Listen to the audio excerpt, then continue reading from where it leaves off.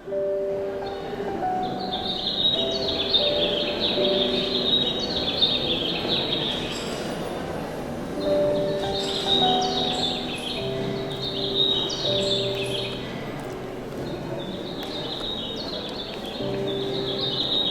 in Wing, Simon and the goldfinch collected all kinds of birds from all over the world to be part of this exhibition. I would like to mention our partners, Vriendenloterij, Ministry of Culture and Education, and then the JMC, the Foundation Young Mouse Company, de Stichting Vrienden van het Mauritshuis, het Lucasfonds, Fonds de Opzet, the Dutch Masters Foundation and Stichting Turco Fonds. The lady that's over here on the right corner is Petra Warink, and the designs she makes, because she's the exhibition designer, are as cheerful as she is herself. And that's something you will notice later on when we visit the exhibition. So we have the two curators here, as I said, hand in wing, put together. Why this exhibition? Why Simon Schama? Why the goldfinch?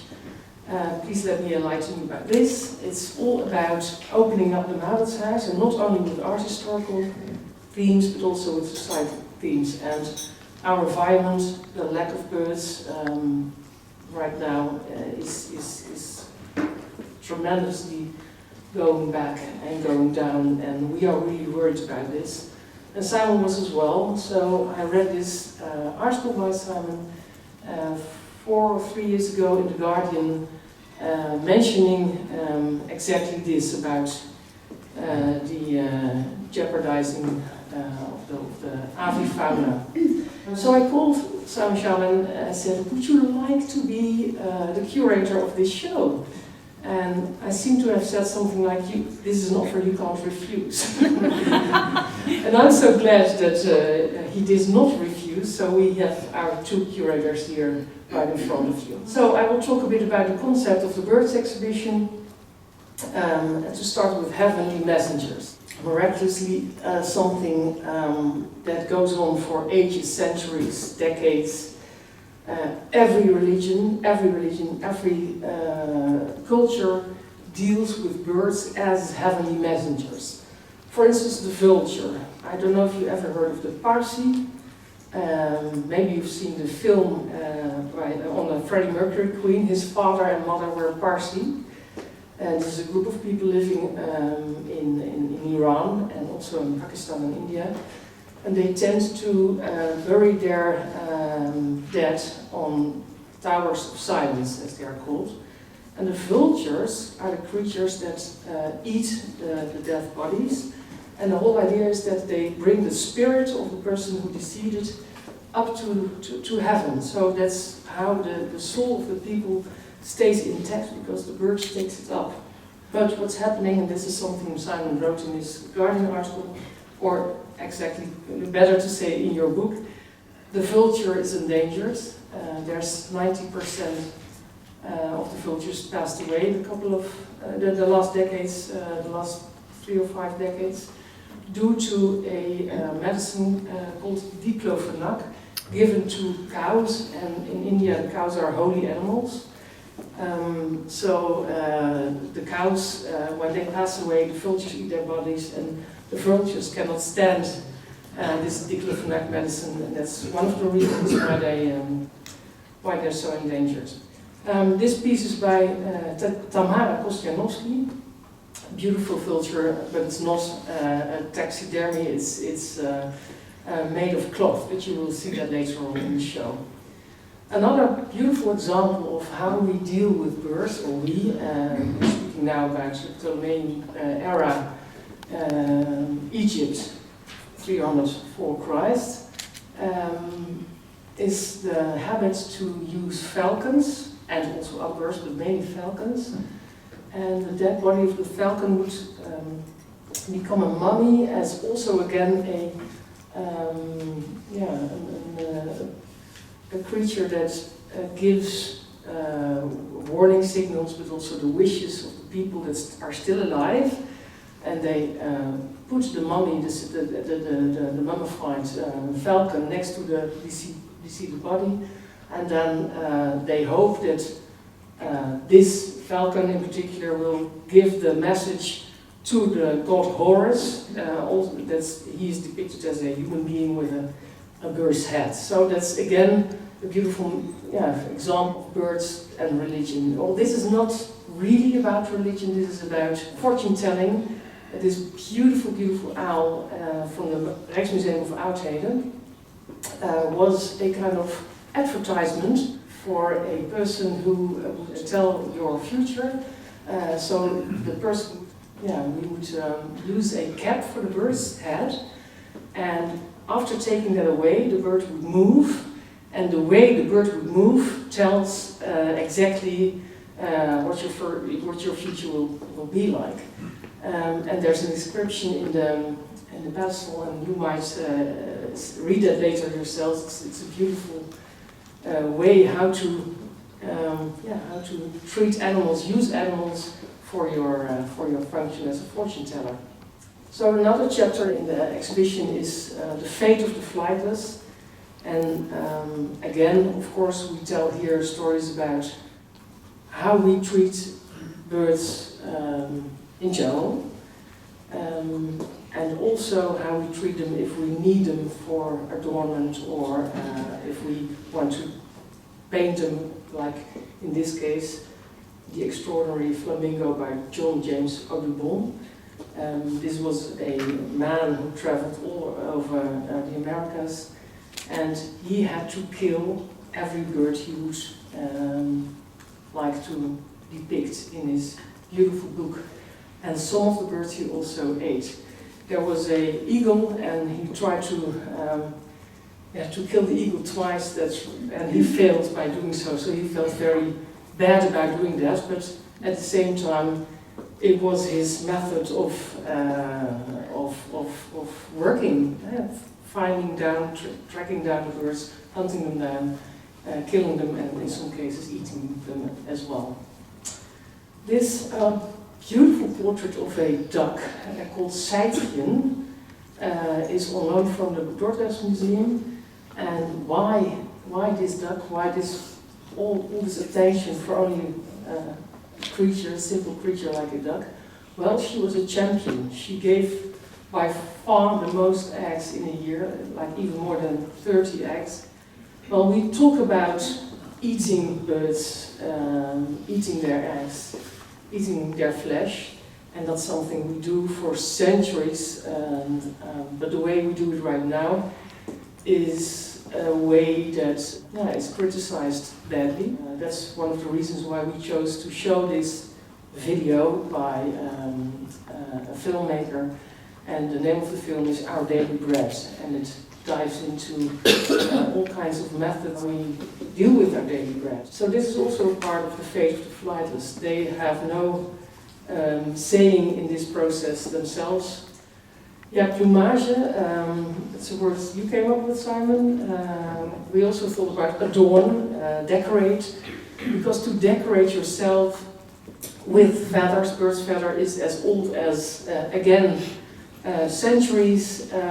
For instance, this beautiful double mask from Angola. In this, it's more a kind of costume, but costume is not the correct word because it sounds like you use it for carnival. But the costume is made for special ceremonies, and a priest would wear the costume, feeling that the souls of the birds that were used to make these clothes are still inside the costume itself, and it would give the person power to heal the people and to guide the ceremonies if needed. Then, of course, our own beautiful Rembrandt, showing of a man with a feathered beret. In the 17th century, it was usance to use, in the Baroque times, to use feathers as big as possible. And later on, in the 18th century and 19th century, you will see beautiful drawings and pictures of women with heads high as ceilings, with all those ostrich feathers. And then that went on for a long time, and it was so tremendous the hunting down of the birds, in this case a paradise bird, that a group of ladies, two noble ladies, established a foundation trying to protect the birds. And since then, all wild birds in the Netherlands are protected. And so that was the first Vogelbescherming foundation in the world. Then something really important in our relationship between the human being and birds is the fact that we envy them. So we hunt them down, we lock them up, we put them in cages to listen to them because they sing so beautifully, or to look at them because their feathers are so beautiful. But actually that's not the way to treat a bird, because they can do something we cannot, and that's flying. And since we are dealing with birds, we envy them because of this. I guess you all know the story of Icarus and Daedalus. They are kept in a labyrinth on Crete, and Father Daedalus is a very smart man. He gathers all the feathers he could find, and he stitches them and he glues them on the shoulders of his son Icarus to be able to escape this labyrinth.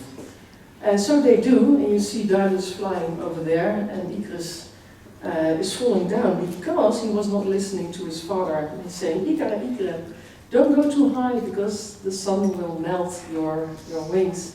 Yeah, hunt. We hunt down birds, and we do that for many reasons, like I said before, and also with many different kind of methods. One of the methods is using a falcon again. Here we see a Shah from Rajasthan. This Shah is depicted with his falcon all the time. So every time we find a picture of this particular Shah, he is with his falcon. And that's because the falcon has to trust the owner of the bird. There's a deep, deep relationship between the man and the bird. Then we hunted down this little creature. Who remembers the domino mus? Do you? Yeah, you can remember it? Yeah. And for the people who don't remember, there was this game in Groningen in the Martini Hall, I remember, dealing with domino stones, and this little sparrow took down already 23,000 small pieces of the domino game. So we could not get this record that was so important to the Dutch. So a man with a gun came in and shot the mus. And I remember there was even a website dedicated to the sparrow, and many people were protesting because of the death of this beautiful creature. And at the same, I was a bit in shock because the way we treat animals in daily life is so much worse than only shooting this small innocent creature. And it stood for, as a symbol for, I guess, this horrible way we deal with our animals. Yeah, then something, lovebirds. Beautiful time to talk about lovebirds. This morning I woke up with the song of a blackbird, and I told Simon and Jeannie, this is a sign, this is a good sign, that there are still blackbirds singing. And of course, there are so many songs you might know featuring all kinds of birds, and because love and birds, that's a couple that you cannot separate from each other. Like this story of Leda and the swan. The swan in this case is the Greek god Zeus, the upper god, and he crazily falls in love with Leda, but Leda rejects him. And then he finds a way to seduce her by transforming a metamorphose into a swan. And she feels really attracted to the swan, and then he actually rapes her. And that's the moment you see here. The original by Michelangelo is not here any longer with us, but Cornelis Bos made a beautiful copy of it. Then I'm almost there, the genius of birds. Look outside and look for the things they make. Like this nest, for instance. It is shown in front of the exhibition because it's a huge nest. I think it's almost 1 meter high. Oh no, I'm exaggerating. 85 by 70 by 80. And the funny thing is, this magpie, the Ekster, uses anti-bird material that we use on our buildings to keep the pigeons away. He uses the anti-birds material to make his nest, and I think that's a genius construction by this magpie. Yeah, then I think these are the 5 chapters of the exhibition, but there's so much more. These are only just a couple of stories I shared with you. There's many more to read in the book Birds by Simon and myself, and 4 other writers, Eva Meijer, Philip Hoare, Laura Cumming, and Stefan Hermans. And also the book contains an anthology, een bloemlezing, with texts Simon and I thought you could not miss them, because they're really lovely poems and pieces from the Bible, from even Gilgamesh, but also songs by the Beatles. Well, everything is in there in this part of the bloemlezing. I also want to focus on this gimmick. It's a small packet of seeds, and with those seeds you can plant flowers and other plants that attract butterflies. And we do this together with the Vogelbescherming, and because the amount of butterflies in your garden will tell something about the sanity and the amount of birds in the Netherlands in general. Let me tell you a little bit more about the goldfinch, inviting everybody to this wonderful exhibition. Entering the show in a few moments, you'll notice that it is this little goldfinch. In Dutch it's called een distelvink, or a puttertje, that invites birds of many feathers. And also this one little painting, it's only this big, contains many aspects of all the themes that are explored in this exhibition. It is a painting from our own collection, and it was made in 1654 by the Dutch painter Karel Fabritius. It is a very simple composition, as you can see, and you can take it in at a glance. It looks at you, and it is as if it seeks a connection. And I think this is what makes it such a moving painting for many people. But of course it is clearly a pet. You can see the little chain which keeps him attached on its legs, and you see immediately that it cannot get away. Humans hold on to birds they admire, and by robbing them of the very thing that characterizes them, namely their ability to fly. Now, Karel Fabritius was one of the most gifted pupils to study under Rembrandt. He tragically died in the very year he painted the goldfinch, at the age of 32. He was living in the city of Delft, and he was at the wrong place at the wrong time. Because he was one of the 500 people who died when a gunpowder store exploded near his workshop. And it is a miracle that this little painting, the goldfinch, survived at all. What is unusual about this work is that, contrary to what was common practice in 17th century painting, it does not tell a story. There is no context. There's just this little bird, and it is portrayed a little bit from below, as if it was meant to hang up a little bit higher on the wall, as you would do with a bird cage. Now this is because it is meant to be a trompe-l'œil painting, or meant to deceive our eyes. And such illusionistic works, depicting objects or animals in a way that it seems as if you could grab hold of them, or in this case maybe even stroke it, were particularly popular among art collectors of the time. And for that same illusionistic purpose, Fabritius painted the edges of this original panel in white, so that when it was hung on a plastered wall, without a frame, so not like a painting you see it now in the museum with a black frame, without a frame, it would blend in completely with its surroundings, as if there was a real bird. And to heighten this effect, Karel Fabritius seems to have been carving his name into the plasterwork. In the exhibition you'll find yet another example of such a trompe-l'œil painting, in this picture by Jan Baptist Weenix, from about the same time. It is a dead partridge hanging from a nail, ready to be plucked and roasted. Goldfinches were very popular pets because they had such a cheerful song and because they had a talent for quickly learning tricks. And they were famous for drawing their own water. You can see the little bucket in this glass panel we borrowed from the Rijksmuseum in Amsterdam. And they could, if you put a basin with water below the bird, it could draw with this little bucket its own drinking water. And this is exactly the trick that gave the bird its nickname in Dutch, because I told you the more official name is distelvink, and but it became very quickly called puttertje, which means the bird that draws its own water. The trapping of finches and other songbirds had been widespread in the Netherlands since the Middle Ages. There were specialized bird catchers.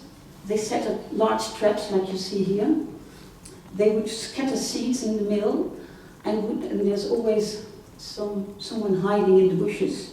And often you see cages with live birds around the traps, and they would sing and attract the migrating birds. And with a bit of luck, the trap could catch 50 or even 100 birds at a time. So there were already in the 17th, 18th century, there were regulations telling people not to trap so many birds because of the insects that would take the overhand.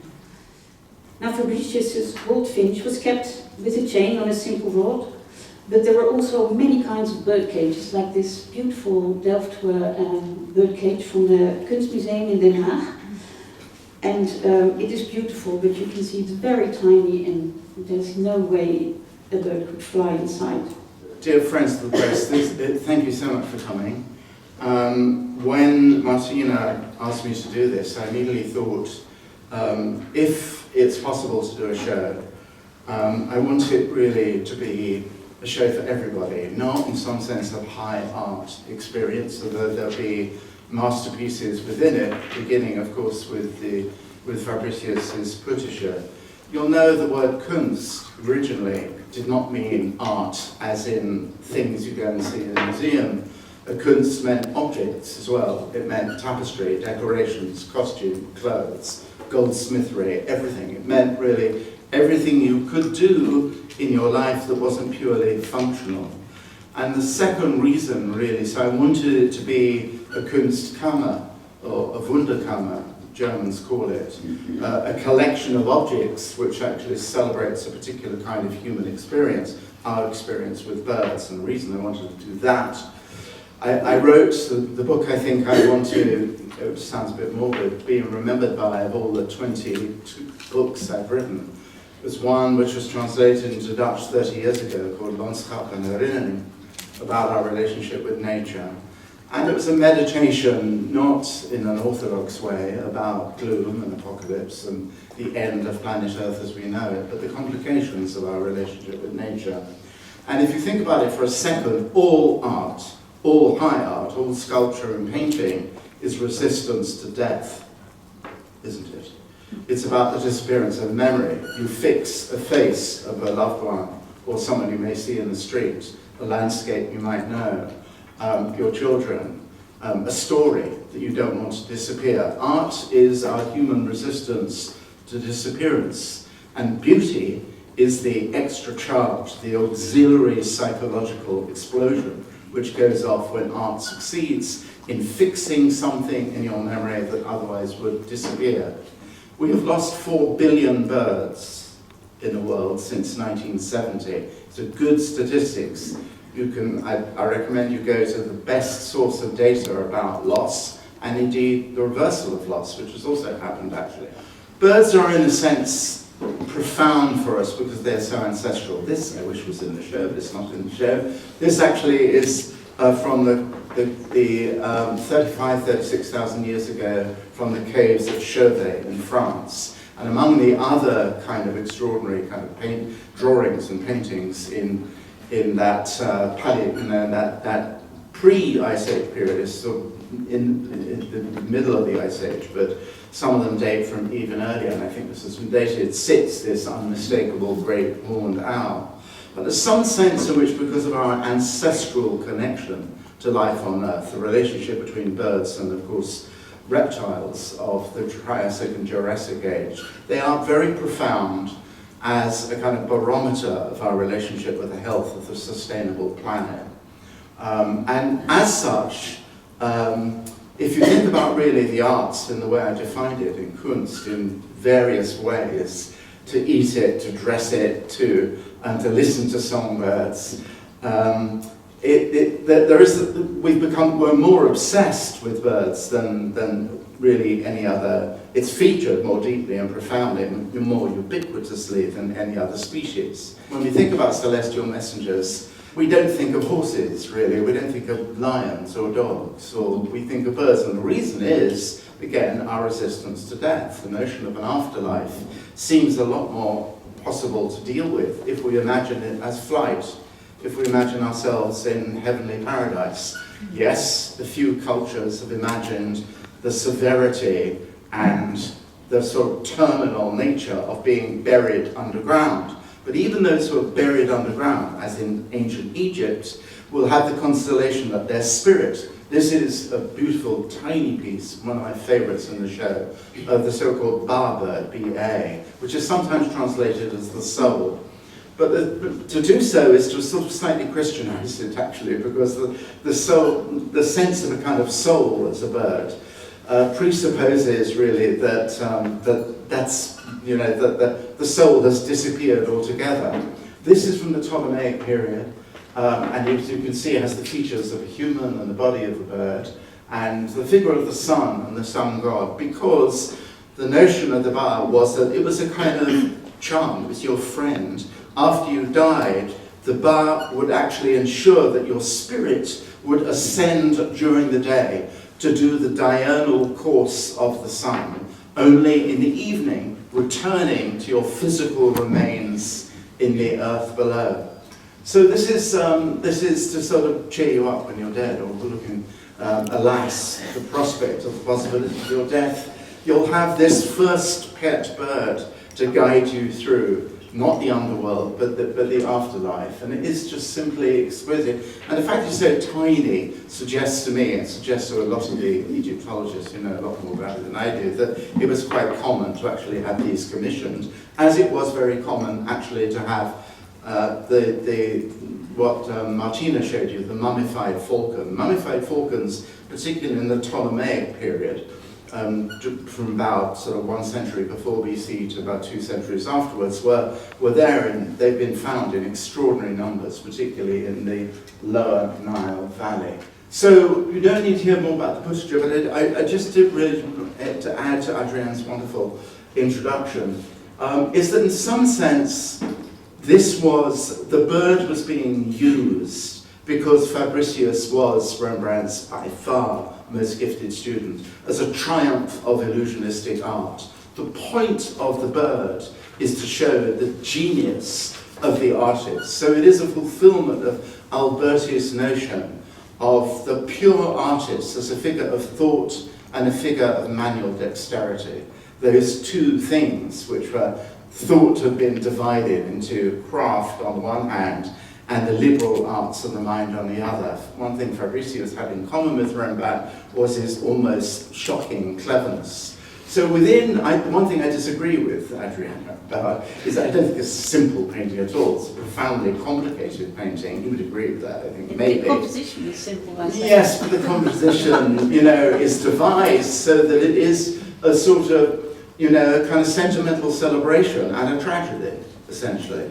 Because actually, you'll judge for yourselves, dear friends, whether or not the Puttager is looking at us. I actually don't think he is looking at us, actually. If you see he's looking towards the side, he's looking away from us, at the possibility, and here I'm projecting like crazy because Fabricius wants you to do that, essentially at the flight from which he's been deprived. And my own feeling is, again, totally subjective. The ketting, the chain, is so delicately and exquisitely and perfectly represented in verisimilitude, so that when you actually clock it, as we say in English, in England, it becomes more sort of upsetting in a way. So Fabricius has inserted into this ostensibly very simple painting with a pet, a profound sense actually of a double arrogance, the arrogance of the artist and the arrogance of the animal owner, the creature owner. So and the fact that all this is compressed in this kind of absolutely tiny space, you know, is another extraordinary demonstration of the complication between our relationship with, at the opposite end of the gallery. And I wanted this when Martina indeed made me an offer that I couldn't refuse. She often does this actually, but I managed to refuse somehow. This one I absolutely couldn't. I knew I wanted this. This is the Brancusi bird in space. From this particular one from the Guggenheim collection in Venice that you'll recognize. And my favorite actually, there are 6 copies. One's in MoMA, you might know, one's in Philadelphia, and the famous one is in Seattle, which was, in 1926, was brought to New York for Edward Steichen. Constantine Brancusi, I'm told by those who speak Romanian better than I do, which is pretty much everybody, you know, that you pronounce it Brancusi, but let's do Brancusi. Brancusi was a friend of Edward Steichen, the photographer and owner of a gallery, and none other than Marcel Duchamp, incredibly awful choice of someone who could be relied on to be a useful transatlantic courier. Duchamp brought it to New York, where it was immediately impounded by Customs and Revenue, because it was defined not as a work of art at all, but as a household utensil or industrial tool. You kind of think, what would you use it for in a kitchen, really, actually? And, you know, there's no lemon large enough, actually, to actually puncture it with it. Anyway, but it was actually, they had to pay up, and Brancusi, back in Paris, was so upset by this, he sued the Department of Revenue and Customs, and actually a famous trial, which became known as the What is Art trial. I say something about this quite a lot about it, actually, on the audio tape. Was held in New York, which became a trial about what could be construed as a genuine work of modern art. And at one point during the fantastic proceedings, you can find them actually online, they are both funny and sort of angry-making, really, in a way. So it became a great moment where modernism was actually allowed to speak its own voice. One of the 3 justices presiding over the trial, Associate Justice Young, said to Jacob Epstein, who was one of the witnesses on behalf of Brancusi, if you saw this in a forest, would you shoot it?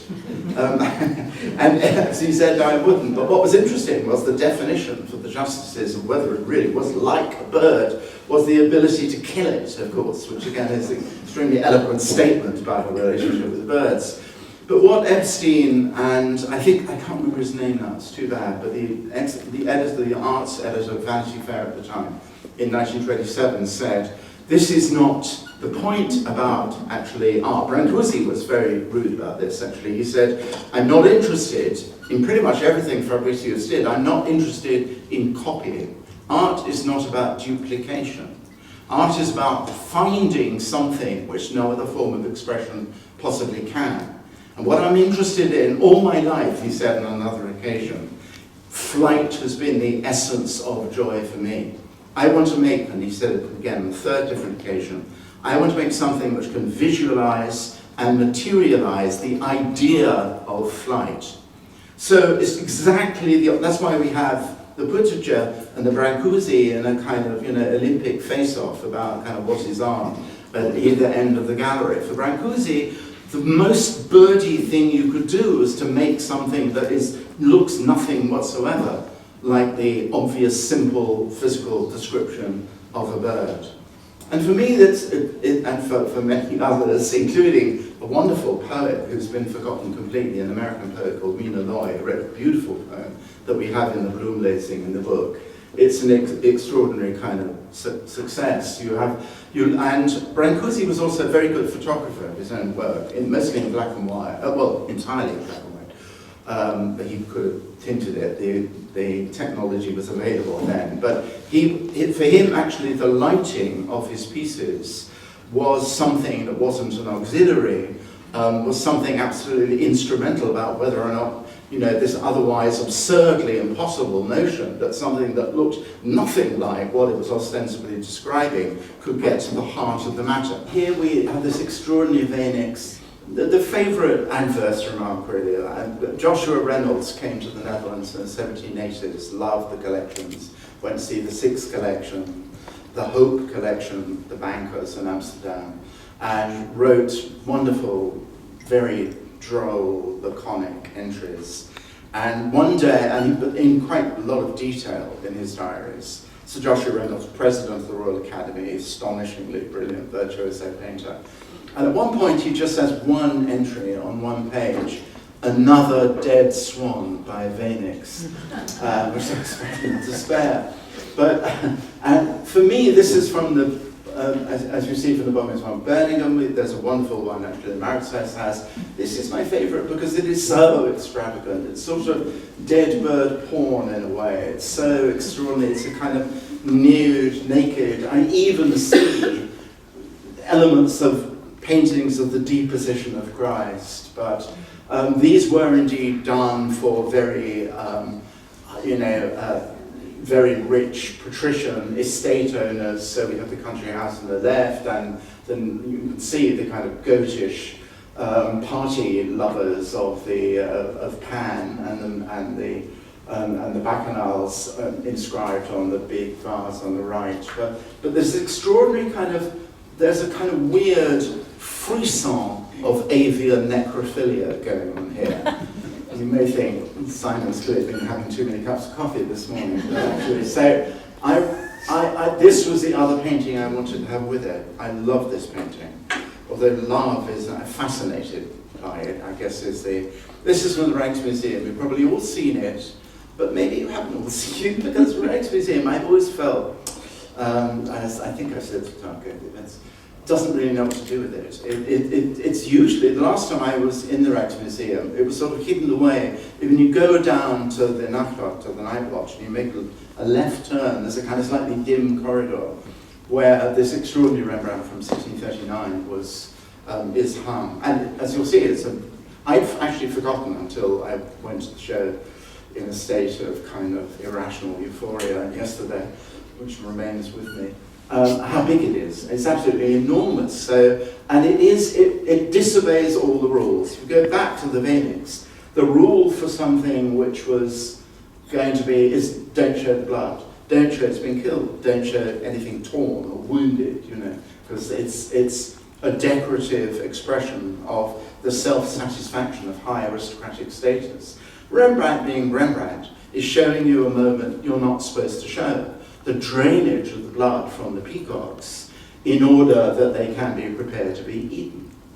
But of course, again, Rembrandt, we have this extraordinary kind of gnomic, enigmatic, weird figure, this child, probably, but I think not necessarily, a girl leaning, contemplating the end of peacockery, we might call it. Peacocks, of course, symbols of, were thought to be so beautiful and so mysterious, their flesh never really rotted. In other traditions, of course, not just European traditions, they were symbols of pride, and pride going before a fall. And Rembrandt in the late 1630s, early 1640s is experimenting with the classical conceit of grand ledges of masonry. If you think about what Veenix did with masonry, just made it kind of party decor in the Grand Villa and Grand Park.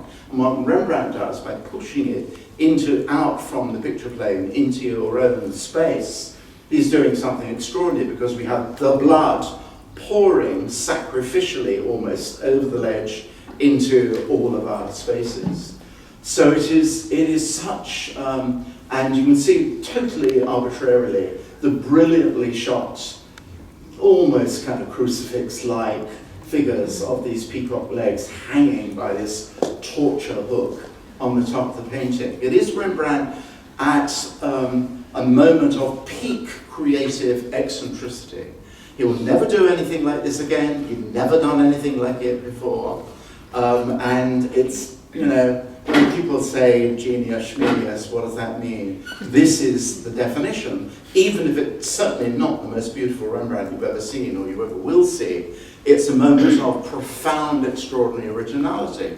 And because it speaks to the relationship between beauty, death, greed, appetite, it speaks profoundly, I think, to the relationship between our human life and the avian world. Once you imagine the afterlife as heavenly, the intermediary between heavenly redemption and our earthly status is necessarily going to be a bird.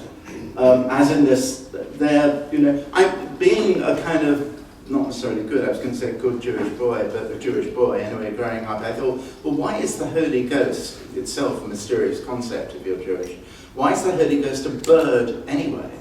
But of course, actually, a bird that actually embodies a new life, a redemption, appears very early on in the Hebrew Bible, in the story of Noah. It is a dove that brings the news to Noah in the ark, that the world is not completely lost, the flood is over, the world will revive, it will begin again in a state of purity. And the Christian fathers were nothing if not brilliant at actually co-opting images and ideas from the Hebrew Bible and turning them into beautiful literary theology, into a Christian narrative.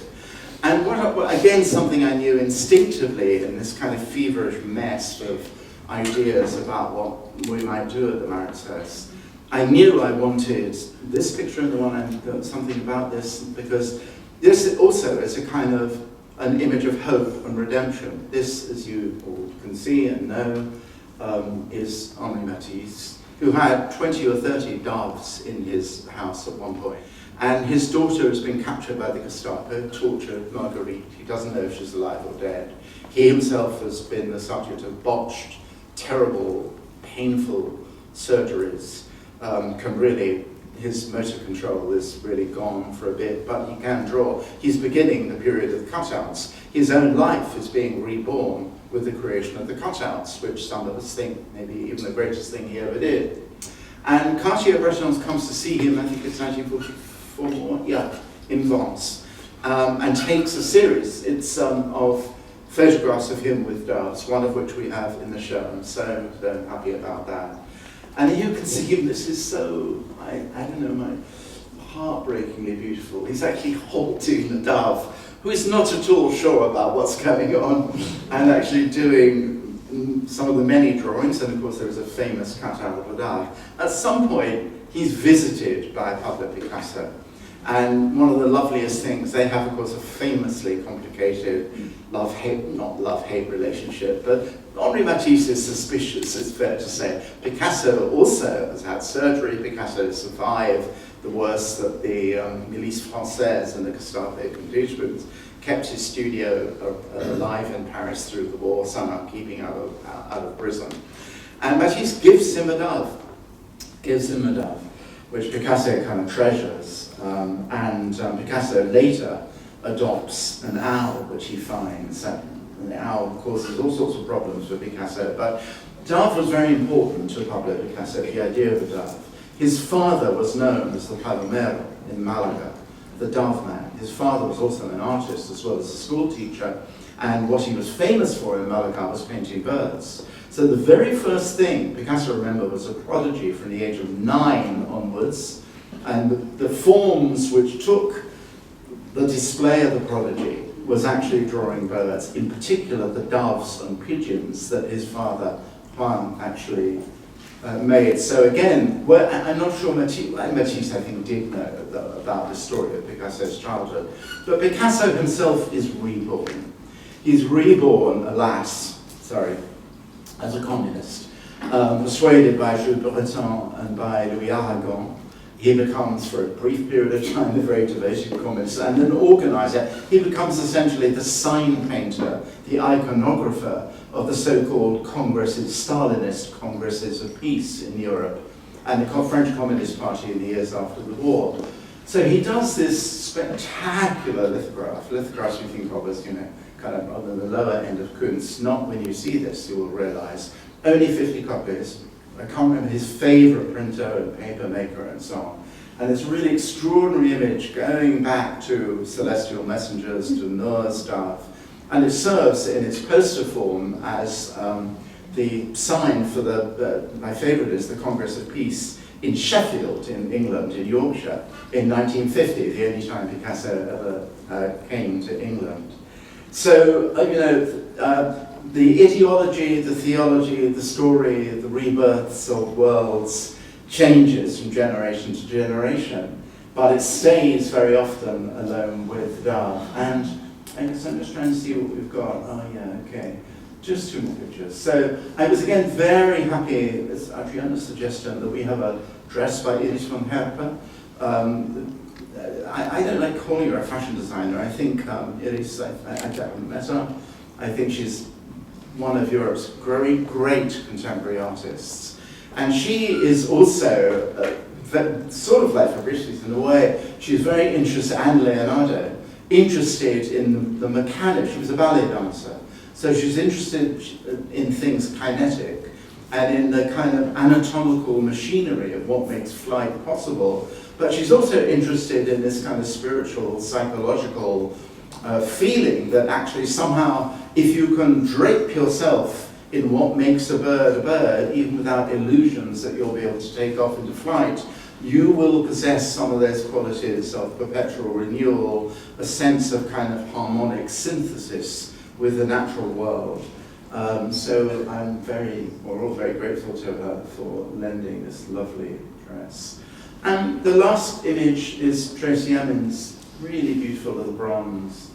She's about to have a big retrospective in London, which will be wonderful, I think. But when we think, particularly my generation, 60s boys, younger than Tracy, you think of her being really all out there and an indelicate artist, a creatively indelicate artist, that her strength is in her kind of messy candor, her haunted sense of her body's laceration. Tracy got very, very ill, a very aggressive form of cancer. She's gone through it. And it's not that it changed her. Like Pablo Picasso, she was actually very interested in birds and drew them a lot when she was a child. I didn't know that. She was sort of 12 years old. And she's come back to these. She did extraordinary things. Instead of having, what was very important to her, we talked about this actually, and I was so struck by that. What she decided was vain in the world, was a kind of enemy of art, were, you might say, imperial birds, the Roman eagle in particular, the notion that power and military brutality belonged with the eagle. And she thought, well, what's the opposite of that? And the answer was the sparrow, the moose, but birds like that, common house birds. And so in Liverpool, there is a really wonderful column, quite tall column, on top of which you expect to see some grand eagle or formidable bird of prey, but sits simply a little city sparrow. Sparrows actually are one of the species that have most disastrously disappeared from the modern world and streets. So she's gone on actually to make these lovely bronzes. She also, by the way, had a fantastic installation, you can see it online, I really recommend it, in Sydney, Australia, where she put these little bronze sparrows on rooftops and in trees and on hedges where they have ceased to appear in Australian cities. So again, you know, resistance to disappearance, resistance to death. This is called You Saved Me. And it is this sort of bird, really, with its wings outstretched, and a human body, whether we think of it as hers or anybody else's, flung across it, a reversal of the relationship between our mastery and the bird's obedience, the obedience of the Putaja. Thank you for coming. I really hope you enjoyed the show. If you don't enjoy it, it is the Goldfinch's fault.